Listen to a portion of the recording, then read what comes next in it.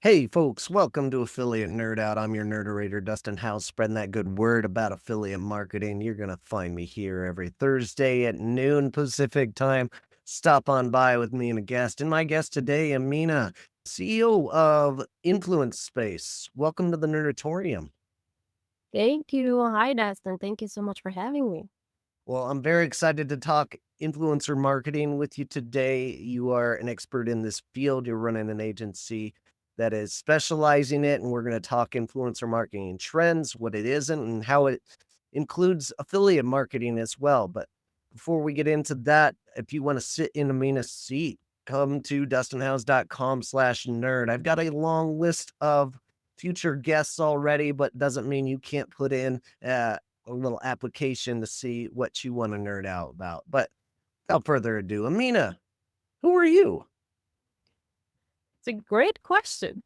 Yeah, as you already mentioned, I'm the CEO of Influence Space. It's an influencer marketing agency, and we have a goal that I will tell you about a little bit later. But before that, why I even ended up doing this.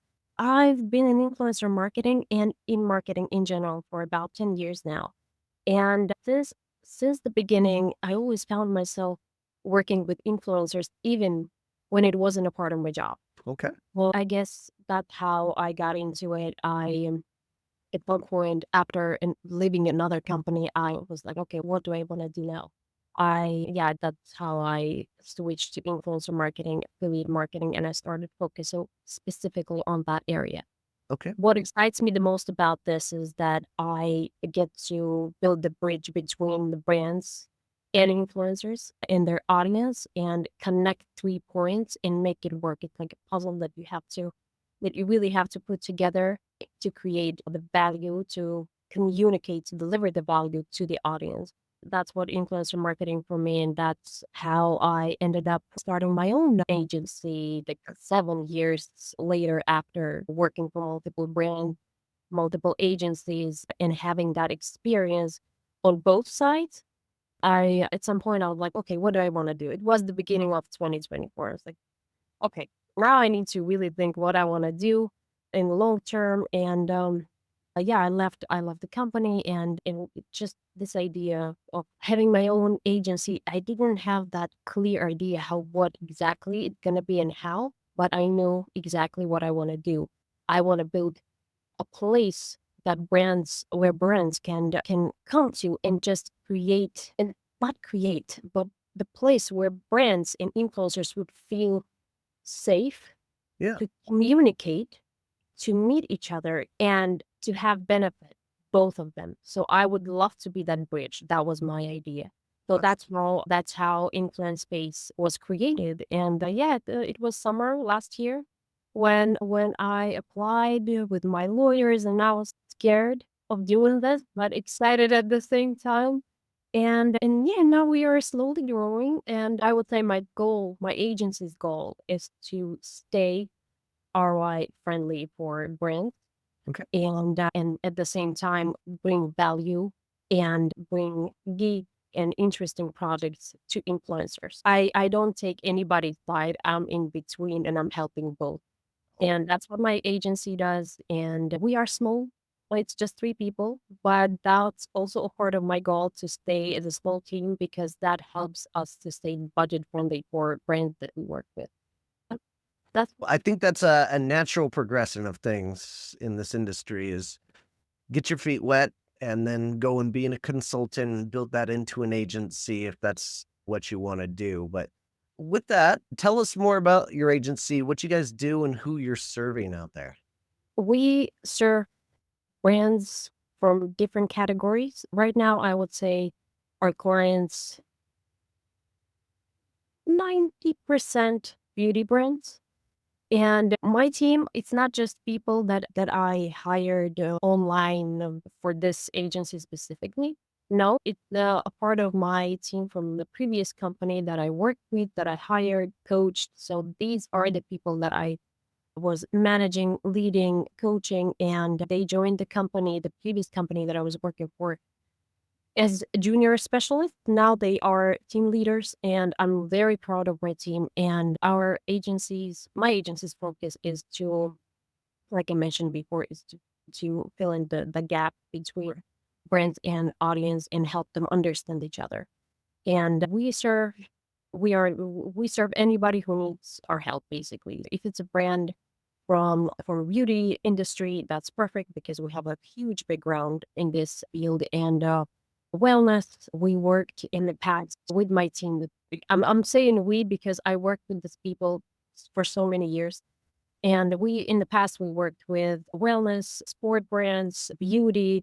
We worked with fintech. We worked with a lot of different brands. So I know what my team is capable of. I know what value we can bring to brands, and yeah, that's what we do.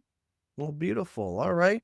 Well, our topic of the day is going to be all about influencer marketing trends coming into 2025. And we're going to start off small and talk about influencer marketing. So, what is it to you? Influencer marketing for me is the oldest type of marketing, actually. Ooh, The okay. first the first type of marketing that was ever existed. Because the first type of marketing is actually a word of mouth. People talk about certain things they tried, products, places. And that's how it was back then. Like years ago, people would talk about they didn't have internet, they didn't have social media. They were talking like we are talking right now. Yeah. And if we are, for example, somewhere in the bar and I tell you like, hey, I tried this cool app, wonderful. And this is the conversation. And this is what people were doing back then. That's how they were promoting something. Of course, not intentionally, but that's how it was. And throughout time, this form of marketing actually changes Okay. because technology came into our lives, social media, different platforms, TV, radio, everything was slowly getting into our life. And now we have what we have, a lot of different options, online, internet, apps, social media. But that first type of marketing, word of mouth, transformed into influencer marketing because now what we do, we hire influencers to talk about certain things. Just the platform, what has changed is the platform. It's online now. It's not in the bar. It's not in your living room and not in the kitchen. It's online. It's on Instagram, on TikTok, wherever it is. So for me, it's the oldest type of marketing and it will never die, basically. People can get tired of paid ads. People can turn them off. People can control what they want to see in paid ads. But word of mouth and people talking about certain things that will you cannot shut someone. I'm sorry, speaking my French, but you cannot shut someone up and just don't talk about it, right? I'm not interested. You cannot click those three buttons, like three dots, and just no, I'm not interested. Don't show me that again, right? If it's your friend. So the same with influencer marketing. You follow people on social media that you're interested in, that you like content that they create, and of course, sometimes you might see and you might hear what they are talking about. So that's the word of mouth. That's the oldest type of marketing that exists. It will transform, of course. It will change. The shape will be different. The platform will be different. And in 5, 10 years from now, I'm even a little bit scared to imagine what's going to happen, but what platforms we will have. But I believe, strongly believe that influencer marketing will stay, might change, might adapt to something else, but it will stay. Yeah. You say it's the oldest form of marketing, and I envision a caveman selling a club to our caveman, and how this one beats beasts over the head. The better, it's lighter, and he's not on a soapbox like ooga booga in. That was the first influencer was thought bag. Exactly. Those are the first influencers. All right.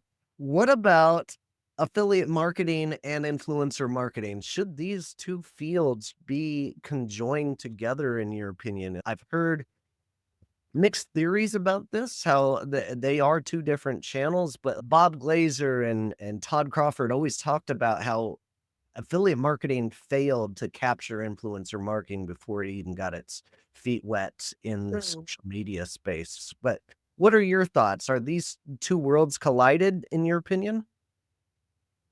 It depends on how you combine them. It depends on how you do it. But I wouldn't recommend mixing the two. Okay. because the budgeting is different. The financial part of both of them is different, not completely different, but slightly. And the capabilities are also different. And so, yeah, I wouldn't say that they're completely different. You might still have them in one department. The same team might do both, but I would still have a different strategy for affiliate marketing and influencer marketing. Okay. And to elaborate more on that, and I don't know if maybe I predict your question, but I believe more in affiliate marketing right now than I think it's changing, and that's where the trend is going. Oh, that is great to hear. So you're saying the influencers out there are starting to trend towards affiliate marketing rather than the traditional sponsorships. Exactly, exactly. Long-term affiliate marketing with each influencer that you work with. But what I would suggest, for example, and whenever I have conversations with potential clients, what I do, for example, a lot of them, they don't know what to do. In affiliate marketing, ambassadorship program, influencer marketing, they are confused. So what I recommend is you start with influencer marketing because once you get one post, you see how it performs, how that specific audience of that specific influencer react to your product or service. And then when you have 20, 30 influencers who posted about you, you choose the best ones, and that's when you start building your affiliate marketing with those influencers. That's what I suggest doing. And then, yeah, of course, after doing affiliate marketing for a little bit with those influencers, you can turn them into ambassadors, which is another trend actually that's happening. Yeah, that's the strategy that I always recommend to those brands who they are just at the beginning. They haven't done anything before in that field, and they need to find the tool that would work for them. Fantastic. And that segues perfectly into the strategy of sponsorship, affiliate, or hybrid. And it sounds like you're buying sponsorships early to get them in the door, transitioning them into an affiliate marketing relationship. Is that your normal workflow, or are you initially trying to do a hybrid immediately with the influencers you're trying to work with brands with? It's a great question, actually. It depends. It depends on the brand because it doesn't work for everybody. One flow doesn't work for everybody because some brands they already have experience. They come to me with some background, with some knowledge about what works for them or what doesn't, what they want to do. So it I keep it very personalized and I talk to the brands and then I decide what strategy would work for them. And so yeah, to answer your question, no, there is no one flow that we always follow, and I keep it flexible depending on what the brand needs and what they've done in the past. If there's nothing that they have done in the past and they're absolutely new and they are lost in this world, then yeah, I suggest that we start with one-time partnership. We see how it works. If it doesn't, we skip it.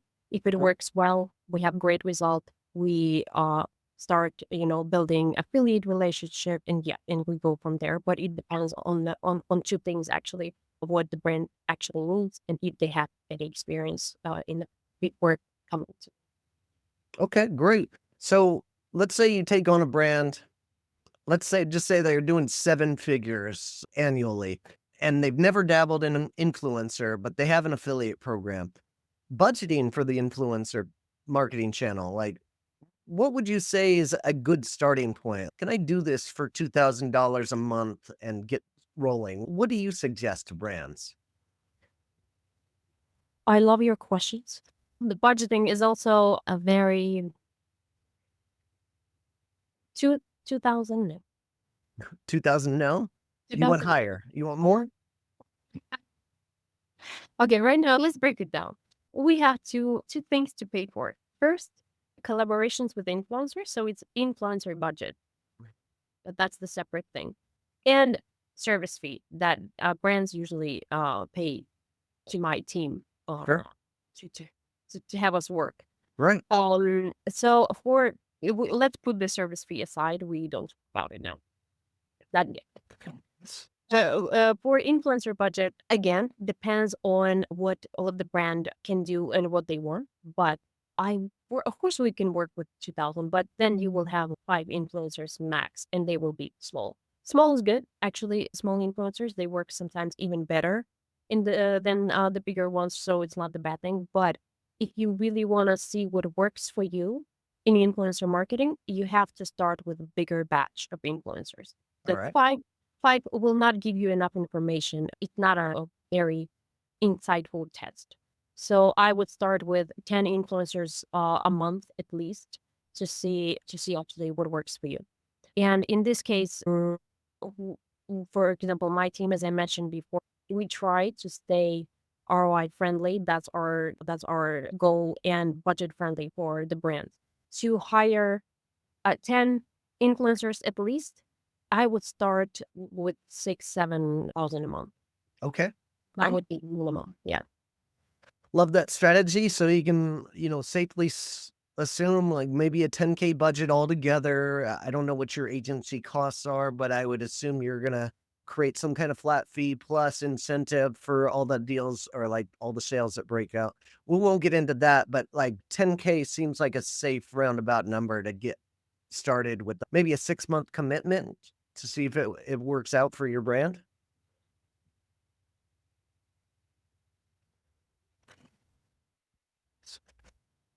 12, 13, let's say. All right, 12, 13. You got it. All right. And speaking of influencers, I'm going to thank my sponsor of the day, and that is Magic Mind. I don't know if you've ever tried this, but this is one of my favorite products right now. That comes in a tiny little bottle here. You guys can see that. I love these things. Famously start my day at about 4:30 in the morning, 5 days a week, and I am working that midnight oil, but I need to get things done. And by 2 o'clock, I am just wasted. And I I need a pick me up. And this is like a Red Bull, but it is healthy for you. It has vitamins, minerals, things that your body needs. And go to dustinhouse.com/mm. Give this thing a try for yourself. You will not regret it. I'm a big fan of this, and I have one of these every day. Give it a look. Well, like before you move on, I'm actually a big fan of these kind of things. Yeah, supplement. Just I have my kitchen full of them. For how long have you been using this? Probably 3 months now, I would say, and just loving it. I It's a subscription model too, so they send you a box of them every month, however many you need, and I need 5 days a week, so that's how many I buy, and, it's Oh, super convenient, just shows up on my doorstep, I put it in the fridge, and I pop one in the afternoon, and I can finish out my day using it. And, like, I'm very health conscious about what I'm putting in my body, so I don't put caffeine after my 1 cup of coffee, I don't put any sugar, Red Bull, that kinda thing is not for me, but these things are amazing. You get that boost. Getting back into it, we'll go into what's hot right now. What is the trends in influencer marketing that you're seeing right now? definitely the first thing that I would point out is UGC. And from talking to different brands and over the past maybe 3 years, I see that it's growing and getting more and more popular. What does it give to a brand? What do they gain from working with UGC creators? So basically, it's very budget friendly because influencers, they are not required to post anything on their social media, and they don't have to have big social media accounts. Those 2 points, they reduce the fee significantly. It's like super low, which helps you to build great, strong return on investment because you invest actually a lot less than you make. And that's the first thing. Second is, of course, you get content created by great, talented influencers because they are getting very good at this. And that's what we prioritize at Influence Space whenever we work. And we work with a lot of UGC creators. And to elaborate more on that, now for most of our clients, we're actually switching to UGC only. And that's what we prioritize. We select influencers carefully because yeah, we are picky. Yes, they don't have to have big accounts and they don't have to post anything, but they have to know how to create good quality content that will represent the brand in the best way. And they have to deliver the message and communicate the value. So those are things that we prioritize, and UGC works great. And actually, what I've noted is that sometimes working with UGC creators, you might, especially if it's a well-known brand, and two of my clients, they are well-known brand in the States. Whenever they see who reached out to them, they get super excited and they post about the brand. They post the content that they created without even us asking. So UGC gives you a lot of options to play with. So that the trend number one, and it's growing actually very fast. Another trend that I'm seeing is micro and nano influencers, and I would say that it was a trend in 2024. It started building up. The brands, they started noticing that, yeah, it's actually that's what works. Not influencers with millions of followers, and I'll explain why. Because small influencers, they don't have to try too hard to stay in touch, to stay in touch with their audience. The engagement rate is just so high. And yeah, in their audience, they feel like they know this person. And that connection, that personal connection, it's a great platform for selling anything. Not anything, but you have to choose your influencer wisely. But it's a great platform. Yeah, and micro nano influencers, and actually for one of the brands that we work with now, we do only micro and nano influencers and UGC. So those are two things that they really like, and it Yeah. works. It performs wonderful. With those nano and micro influencers, I've noticed that they are much hungrier than those mega influencers, right? Once you get to a certain level, like you stop caring as much and maybe like you're been burned by other brands, so you're tainted Yeah. in. But the micro and the nano influencers are hungry to do a good job, to have a good experience because they wanna have that repeat business come to them, especially on a product that they're very interested and their audience is in tune with. Exactly. That's actually a good point that you mentioned it. They are hungry, a lot hungrier than bigger influencers, but you have to be careful here because that hunger creates gets too much sometimes that they might say yes to anybody, any Ah, brand. okay. And sometimes you open their social media, and now it's a tip for influencers: be picky who you work with. I know at the beginning you try to get as many deals as possible, but be careful because what you do at the beginning actually will play long term in the future. So you have to be careful. You have to pick your niche, you have to pick your goal and your path, and you have to follow it. Everything else then will come in place. Don't worry about it. But for brands now, whenever you choose smaller influencers, if you decide to work with them, be careful and really investigate their social media. Don't work with influencers just because they said yes. Actually look through their social media, and sometimes you can see that every third, second post is a promotion of something. Yeah. And usually it's like very random brands. Like they are so different from each other. So that creates mess in audience's interests. So that is actually the beginning of the fail, basically, because Ah, that platform will never sell because people, they see the post, it's promoting like a, I don't know, kitchen silverware or something, and they follow because they saw that, and the next promotion is like skincare, which is it, and in new audience, they comes and they follow for that. And this way, as an influencer, you create that mass in your audience, which is, yeah, the beginning of the fail of your. And then it's actually very hard to recover from that and actually start building your, not just building, but actually rebuild your social media moving forward. It will be super difficult. So it's so much better to do it at the beginning. I understand influencers and small ones, they want to say yes to anything. yeah. Natural. It's They get very excited about brands coming to them and asking you to promote something, free product and everything. But yeah, It you like, it sets them up for the future if they're picky and choosy about which brands that they're yeah, working with, right? And it goes a long way with your audience that you're not selling out for just any old product. It's things that you believed in, and that message comes off a lot better. What should we be focused on in influence? What should brands be focused on right now?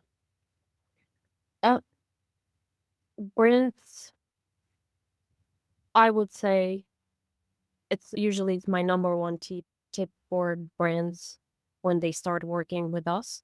Okay. Really target your niche. Because sometimes I see, especially with beauty brands, they come to us and we discuss the strategy and what influencers will be targeting. And they just say, okay, we want lifestyle or beauty influencers.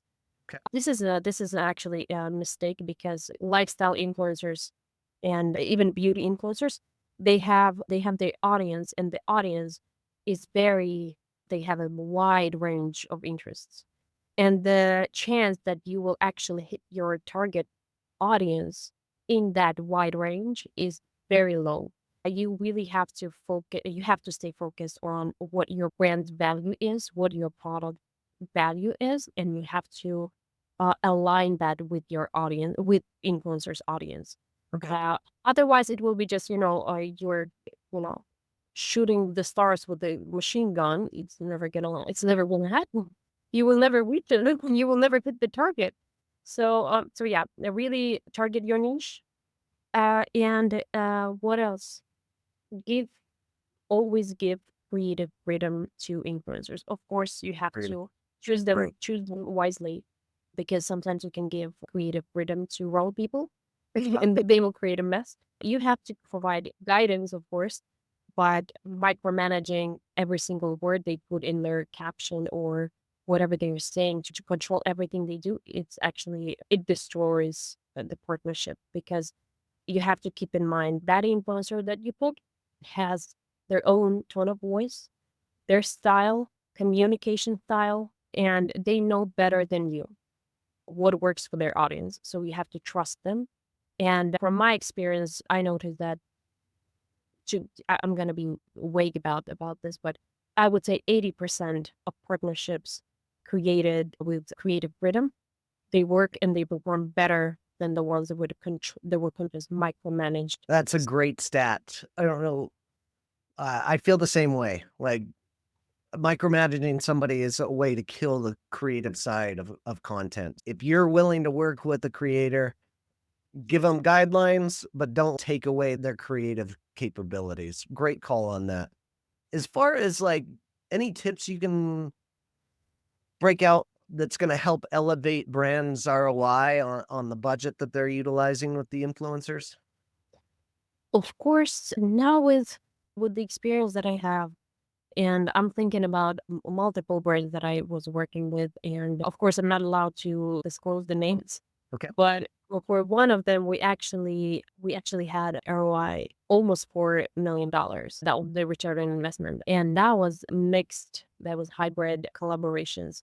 Sometimes it was with usually bigger influencers. We did one-time partnership, and those collaborations, they were specifically for brand awareness because it was a new product entering the U.S. market.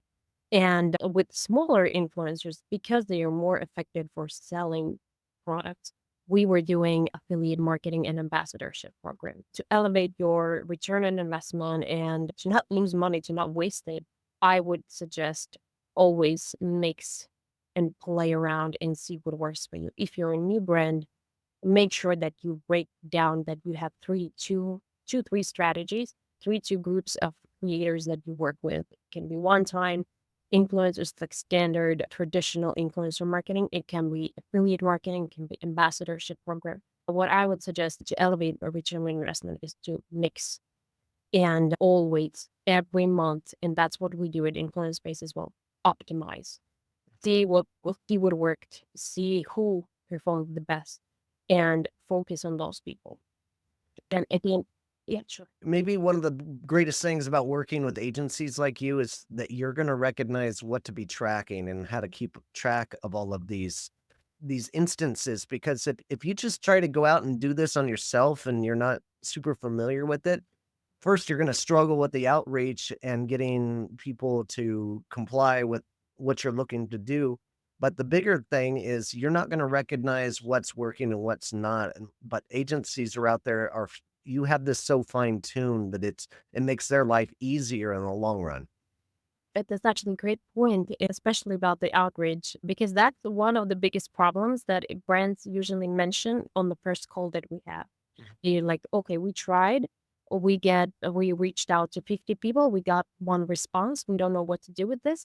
At Influence Space, over the past like 5 years of working with my team for multiple projects, we developed, I think, it pretty good. I'm actually proud of our outreach system. I'm not going to reveal the secrets, but I will give some tips. But actually, our open rate is very high compared to, for example, what brands have and what they tell me, because now we have an open rate of 48% of the first letter, and it's actually high. It's considered high because, yeah, especially if it's a new brand, they struggle a lot to have that first response from an influencer. So Sure.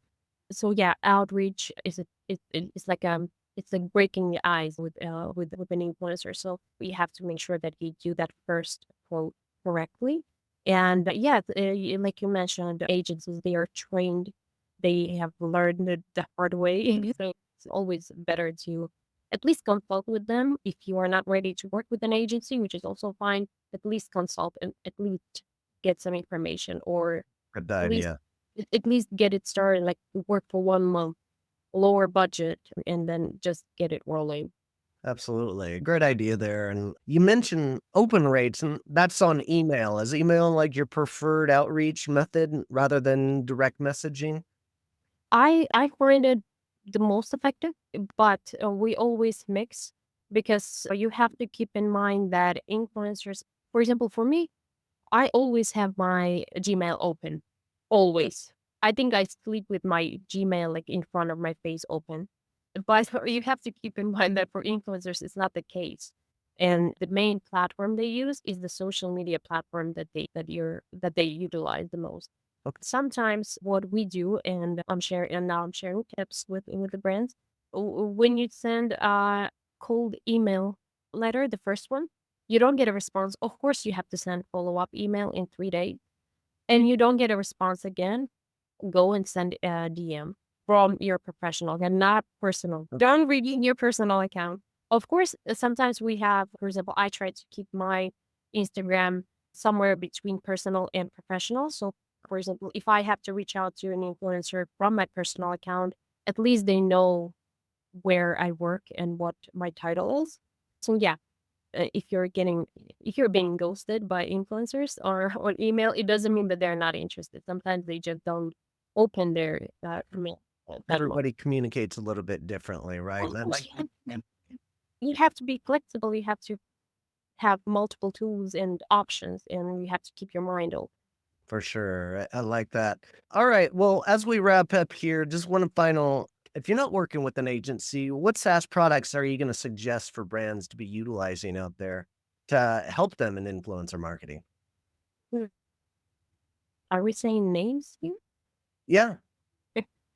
For example, for one of my clients, we are using Affluence, and it's a great platform.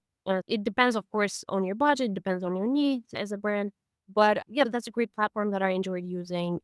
For another brand, yeah, we use multiple platforms because usually the brands, they give us access to what they Sure. and the other one that I really love is Creator IQ.